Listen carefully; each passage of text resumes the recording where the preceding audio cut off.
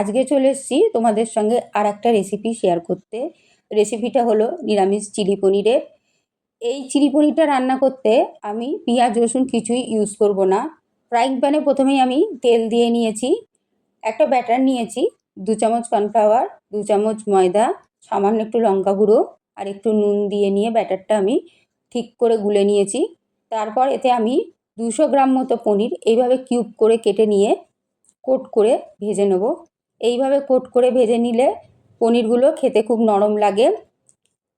সাধারণত নিরামিষ দিনে আমরা পনিরের রেসিপিটা একটু অন্যরকম করে থাকি, কিন্তু এই ধরনের রেসিপি যদি করা যায় তাহলে কিন্তু খেতে খুব ভালো লাগে। ওই একঘেয়ে পনির খেয়ে খেয়ে আর ভালো লাগে না।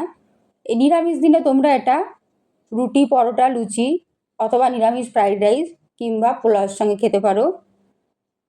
পনিরগুলো আমার ভাজা হয়ে গেছে, আমি তুলে নিয়েছি। ওই তেলেতেই আমি একটা বড় সাইজের ক্যাপসিকাম এইভাবে কিউব করে কেটে নিয়েছি, তাতে সামান্য পরিমাণে একটু চিনি দিয়ে নিয়েছি।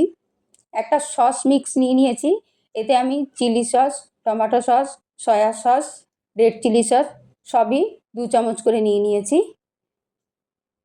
এখনই নুন দেবো না, নুনটা পরে দেবো, কারণ এই সসগুলোতে প্রচুর পরিমাণে নুন থাকে। কয়েকটা কাঁচা লঙ্কা দিয়ে নেবো, তবে কাঁচা লঙ্কাটা সম্পূর্ণ অপশনাল।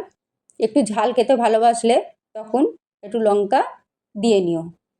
এবার আমি সামান্য একটু ভিনিগার দিয়ে নেবো। এইভাবে চিলি পনিরটা রান্না করে বাড়িতে খেয়ে দেখো, খেতে কিন্তু খুব ভালো লাগে।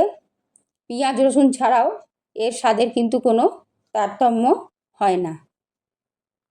আমার গ্রেভিটা হয়ে গেছে, এবার আমি পনিরগুলোকে এর মধ্যে দিয়ে নেবো। পনিরটা দিয়ে ভালো করে নাড়াচাড়া করার পর আমি 2 চামচ কর্নফ্লাওয়ার নিয়ে রেখেছি, সেটা গুলে এর মধ্যে দিয়ে দেবো। গ্রেভিটা সম্পূর্ণ তোমাদের ইচ্ছা মতো দেবে। সাধারণত চিলি পনিরের গ্রেভিটা ভালোই লাগে খেতে, তাই আমি একটু বেশি পরিমাণেই গ্রেভি তৈরি করি। গুলে এটা দিয়ে দেওয়ার পর আবার একটু জল দিয়ে দেবো। বন্ধুরা, তোমাদের আমার রেসিপিগুলো কেমন লাগে আমাকে অবশ্যই কমেন্টে জানিও। তোমরা পাশে থাকলে আমি অনেকটা এগোতে পারবো।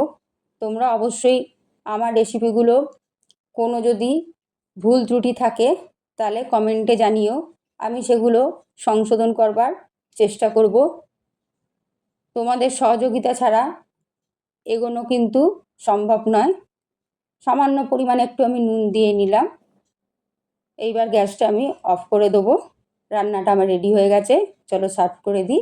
তাহলে বন্ধুরা, রেসিপিটা ভালো লাগলে লাইক, শেয়ার, আমার চ্যানেলটাকে অবশ্যই সাবস্ক্রাইব করো।